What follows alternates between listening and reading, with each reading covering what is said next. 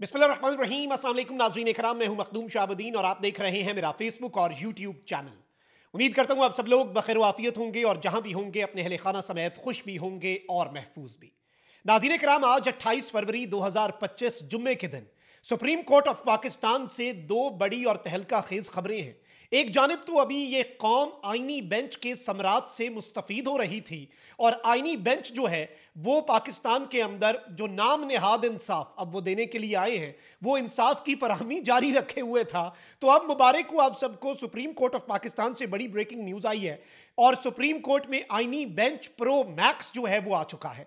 5 नए जजेस की शमूलियत हुई है, लेकिन इसके साथ ही साथ जस्टिस मंसूर बामुकाबला जस्टिस याया अफरीदी अदालती महाज पर जलजला बरपा हुआ है और पाकिस्तान तहरीक इंसाफ ने भी आज बड़ा खड़ाक किया है। एक ये डेवलपमेंट, वहीं दूसरी जानिब इमरान खान साहब का मुतालबा है कि 9 मई के मामले पर एक जुडिशल कमीशन बने और उसके लिए खान साहब ने सुप्रीम कोर्ट ऑफ पाकिस्तान में एप्लीकेशन भी दे रखी थी। आज उस केस की जो समात है वो बड़ी इंटरेस्टिंग है और ये समात जो है नाज़रीन इकराम, ये आईनी बेंच जो है उसके हवाले से बड़ी इंपॉर्टेंट है और इस समात को जस्टिस अमीनुद्दीन खान साहब ने कंडक्ट किया, उनकी सरबराही में बेंच था। तो ये समात का अहवाल भी आपके सामने रखना है। जबकि अडियाला जेल में इमरान खान साहब जो हैं उनके साथ एक नई अनहोनी हुई है और सिस्टम जो कि बड़ा कॉन्फिडेंट है, बड़ी बातें होती हैं कि यही निज़ाम चलेगा, यही चलेगा, ऐसे चलेगा, ये कर देंगे, वो कर देंगे, हुकूमत को डंडे की सपोर्ट हासिल है, पीटीआई अपोजिशन इत्तेहाद भी बना ले तो कोई फायदा नहीं होगा, कुछ नहीं होगा। ओ भाई, फिर आप खौफजदा क्यों है इमरान अहमद खान न्याजी से? एक शख्स जो कि जेल में बैठा है तकरीबन 2 साल से और जेल से उसकी एक तस्वीर, एक वीडियो, एक बयान जो है वो भी आपने बाहर नहीं आने दिया। पेशियां आप उसकी अडियाला के अंदर अदालत लगाकर करते हैं, आप उससे आज भी इतने खौफजदा हैं। आज खान साहब के साथ बड़ी अनहोनी हुई है, उस पर बात करना भी जरूरी है, लेकिन पहले सुप्रीम कोर्ट ऑफ पाकिस्तान में जस्टिस अमीनुद्दीन की सरबराही में 5 रुकनी बेंच ने 9 मई से मुतल्लिक जुडिशल कमीशन की तश्कील के लिए बानी पीटीआई की दरखास्त पर समाअत की, जिस सिलसिले में इमरान खान साहब के वकील हामिद खान पेश हुए। हामिद खान ने दलाइल दिए और दौरान समाअत जस्टिस जमाल मंदोखेल ने बानी पीटीआई इमरान खान साहब के वकील हामिद खान से सवाल किया कि आपने दरखास्त में लिखा है कि 9 मई वाकये में दर्जनों शहरी हलाक हुए, हलाक होने वाले किसी शहरी का डेथ सर्टिफिकेट आपने लगाया है? कोई एक सर्टिफिकेट तो हमें आप दिखा देते। जस्टिस अमीनुद्दीन ने कहा कि कोई एक आध एफआईआर कराई हो वही दिखा दें, जबकि जस्टिस हसन अजहर रिजवी ने कहा कि 9 मई वाकये में हलाक अफराद से मुतल्लिक कोई मीडिया रिपोर्ट ही आप लगा देते। बाद अदालत ने तहरीक इंसाफ को मजीद दस्तावेजात जमा कराने की मोहलत देते हुए समाअत गैर मुअय्यना मुद्दत तक मुलतवी कर दी है। अब यहां पर सवाल यह है कि इमरान खान साहब पर एक कातिलाना हमला हुआ था वजीराबाद में, इमरान खान साहब की अपनी पार्टी की हुकूमत थी पंजाब में, क्या वो एफआईआर करवा पाए थे? भाई, सुप्रीम कोर्ट ऑफ पाकिस्तान में वो अपना मुद्दा लेकर आए हैं कि इस वक्त पूरा निज़ाम हमारे खिलाफ है, हमारी पार्टी को एक वाकया जो है उसकी बुनियाद पर तितर बितर कर दिया गया, डिसइंटीग्रेट कर दिया गया, डिसमेंटल कर दिया गया हमारी एक पॉलिटिकल पार्टी को, और पाकिस्तान की मेन स्ट्रीम पॉलिटिक्स में से अवाम की मर्जी और मंशा के बरक्स उस सियासी जमात को निकालने की हर मुमकिन कोशिश की गई। आइन और कानून उसकी राह में एक आप कह लें कि राह में आइन और कानून की भी कुर्बानी दे दी गई और उसकी भी बलि चढ़ा दी गई। लेकिन इस सब में सुप्रीम कोर्ट में आज ये हुआ है जी, और इसमें इन्होंने कहा है कि जी आप मजीद दस्तावेजात जमा कराएं, अगर कोई बंदा मरा है तो उसका भी बता दें हमें, और ये इस तरह से नहीं चलेगा, ये हो गया, वो हो गया। लेकिन आप सवालात से ही अंदाजा कर लें जो जस्टिस अमीन, जस्टिस हसन अजहर रिजवी और जस्टिस जमाल मंदोखेल साहब ने पूछे, और समाअत का गैर मुअय्यना मुद्दत तक मुलतवी होना अक्लमंद के लिए इशारा काफी है। इस बेंच की तश्कील और इस बेंच में जजेस जो हैं जो शामिल हुए हैं, उससे भी आपको अंदाजा हो जाएगा कि इस वक्त सुप्रीम कोर्ट ऑफ पाकिस्तान कितना आज़ाद है और कितनी आज़ादी से फैसले कर रहा है। अब एक और काम हुआ है नाज़रीन इकराम, आईनी बेंच जो है उसमें इजाफा हो गया है और सुप्रीम कोर्ट में आईनी बेंच में 5 मजीद जजों के इजाफे की मंजूरी दे दी गई है। Chief justice of Pakistan justice Yahya Afridi की जेर सदारत जुडिशल कमीशन का इजलास हुआ, जिसमें आईनी बेंच में जजों के इजाफे पर गौर किया गया। याद रखिएगा, इस जुडिशल कमीशन में जस्टिस मंसूर और जस्टिस मुनीब ने लास्ट टाइम भी कहा था कि इसका हम बाइकआउट करते हैं, और पीटीआई के जो 2 नुमाइंदे हैं उन्होंने भी बाइकआउट किया था। फिर जो इस जुडिशल कमीशन के अंदर पाकिस्तान बार काउंसिल के नुमाइंदे थे अख्तर हुसैन, जिन्होंने इवन आईनी बेंच बनाने के हवाले से अपना वोट दिया हुकूमत को, हुकूमत के हामी इंडिपेंडेंट ग्रुप से ये ताल्लुक रखते हैं, उन्होंने भी इस्तीफा देकर हाथ खड़े कर दिए कि भाई ये तो मामला बहुत ही डिफरेंट डगर पे जा रहे हैं। फिर एहसन भून साहब जो हैं वो खुद मैदान में आए, एहसन भून ग्रुप को लीड करते हैं और अब वो 2 साल के लिए जुडिशल कमीशन के अंदर मेंबर हैं और ऑब्वियसली उनका वोट किसकी तरफ है वो आपको पता है।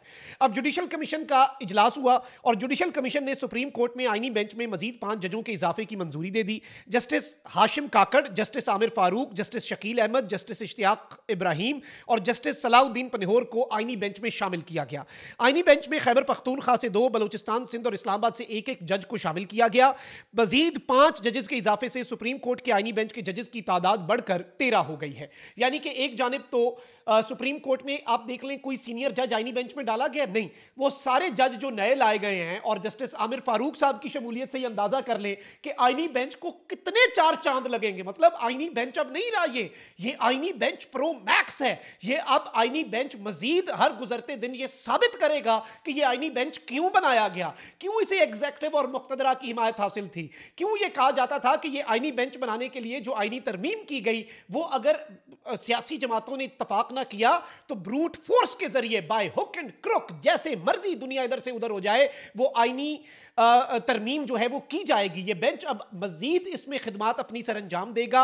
आइन के मुताबिक ये बेंच नाम निहाद तरीके से फैसले देगा और मुल्क के अंदर जो एक लाकानूनियत और पाकिस्तान को सरजमीने बेआइन बना दिया गया है, जुडिशरी को एग्जेक्टिव के मातहत कर दिया गया। और आप देखें जुडिशल कमीशन के इजलास की वक़्त और हैसियत, जुडिशल कमीशन का इजलास के लिए हुकूमत जब घर से निकलती है वो अपने पूरे वोट लेके जेब में निकलती है और फिर ऊपर से जस्टिस अमीनुद्दीन जो हैं वो भी वोट डाल देते हैं, उनका वोट भी हुकूमत का ही है पक्का पक्का 100%। जस्टिस याया अफरीदी साहब भी अब खुल के आपको पता है सामने आ चुके हैं और खुलकर खेलने के आदी हो चुके हैं, लेकिन जस्टिस याया अफरीदी कुछ हल्का सा डिसएग्रीमेंट, जस्टिस अमीनुद्दीन तो 100%। अब आपको मैं ये भी बता दूं ज़राए के मुताबिक आईनी बेंच में मजीद 5 जजेस शामिल करने की मंजूरी अक्सरियत से दी गई। जस्टिस मुनीब अख्तर, जस्टिस मंसूर अली शाह और पीटीआई के 2 मेंबरान बैरिस्टर अली जफर और बैरिस्टर गौर ने मजीद 5 जजेस की आईनी बेंच में शमूलियत की मुखालफत की। चारों मेंबरान ने राय दी कि सुप्रीम कोर्ट के तमाम जजेस को आईनी बेंच में शामिल किया जाए, जबकि आईनी बेंच में मजीद 5 नाम शामिल करने की राय आईनी बेंच के सरबराह जस्टिस अमीनुद्दीन ने दी। यानी कि एक तरफ जस्टिस अमीनुद्दीन की राय, ऑब्वियसली जस्टिस अमीनुद्दीन अगर राय दे रहे हैं तो फिर वो राय किसकी तरफ से आ रही है आपको भी पता है।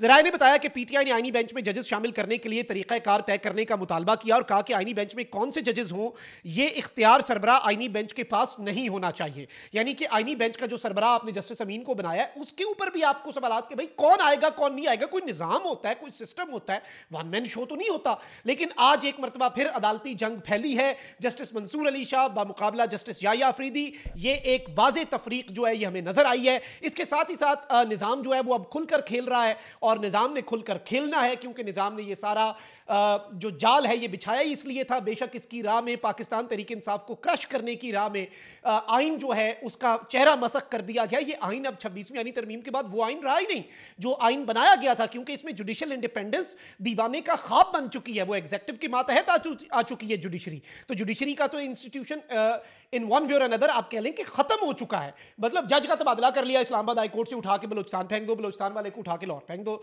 मतलब आपने इसे पंजाब पुलिस बना दिया, नहीं पसंद आया वजीर आजम को और वजीर आजम जज तब्दील कर दे। खैर मुल्क में तो यह भी है कि वजीर आजम किसी को ना पसंद आए तो वो वजीर आजम भी बदल सकता है। तो अपेरेंटली आपको इससे समझ आ जानी चाहिए कि जुडिशरी एग्जेक्टिव के मातहत, राना सनाउल्लाह के मुताबिक एग्जेक्टिव इदारों के मातहत, तो जुडिशरी तो टेक्निकली इदारों के मातहत हो गई। अब आज एक और अनहोनी हुई है अडयाला जेल में और अदालती अहकामात की मुकम्मल तौर पर खुलम खुला खिलाफ वर्जी और अदालती अहकामात को जूते की नोक पर रखा गया है। पाकिस्तान तहरीक इंसाफ के रहनुमाओं को बानी पीटीआई इमरान खान से मुलाकात की इजाजत नहीं मिल सकी। पीटीआई के रहनुमा इमरान खान साहब से मुलाकात के लिए पहुंचे लेकिन उन्हें इजाजत नहीं मिली, जिसके बाद कायदीन जो है वो अडयाला जेल से वापस रवाना हुए। रहनुमा पीटीआई और अपोजिशन लीडर उमर अयूब ने कहा कि अदालती अहकामात पर मुलाकात होना थी लेकिन जेल इंतजामिया ने हमें मिलने नहीं दिया। उन्होंने कहा कि जेल ट्रायल की समातों की लंबी तारीखें डाली जा रही हैं, बानी पीटीआई के बुनियादी हुकूक सलब किए जा रहे हैं। चीफ जस्टिस से मुलाकात में भी हमने तमाम असीरों के मसाइल सामने रखे थे। भाई चीफ जस्टिस के सामने आपने मसाइल रख दिए तो उसका फायदा क्या होना है? आपको लग रहा है कि कुछ फायदा होगा? जस्टिस याया अफरीदी साहब इस निजाम का हिस्सा हैं, इस सिस्टम के बेनिफिशरी हैं। ऑल्दो पाकिस्तान की तारीख के अंदर वो पहले चीफ जस्टिस हैं जिन्हें एग्जेक्टिव ने मुंतखब किया, लेकिन इसके साथ ही साथ एग्जेक्टिव उनसे इतना प्यार करता है कि एग्जेक्टिव ने उनसे सारे इख्तियारात लेके अमीनुद्दीन साहब को दे दिए। और इससे आपको वैसे काजी की याद तो आती होगी, वो काम जो और वो खिदमत जो इस निजाम की काजी करता था वो एक जज के करने के बस का काम ही नहीं था। इसलिए अब जस्टिस याया अफरीदी और जस्टिस अमीनुद्दीन दोनों मिलकर वो सारे काम कर रहे हैं जो काजी के थे। लेकिन चले काम तो कर रहे हैं ना, निजाम के लिए, सिस्टम के लिए, मुल्क के लिए और आइन के लिए काम करने का फायदा भी इस मुल्क के अंदर वैसे अब जो हमें नजर आ रहा है वो वैसे भी कोई नहीं है। ये अभी तक की डेवलपमेंट्स थी जो आपके सामने रखना जरूरी थी। अपना बहुत ख्याल रखें। अल्लाह निगहबान। पाकिस्तान जिंदाबाद।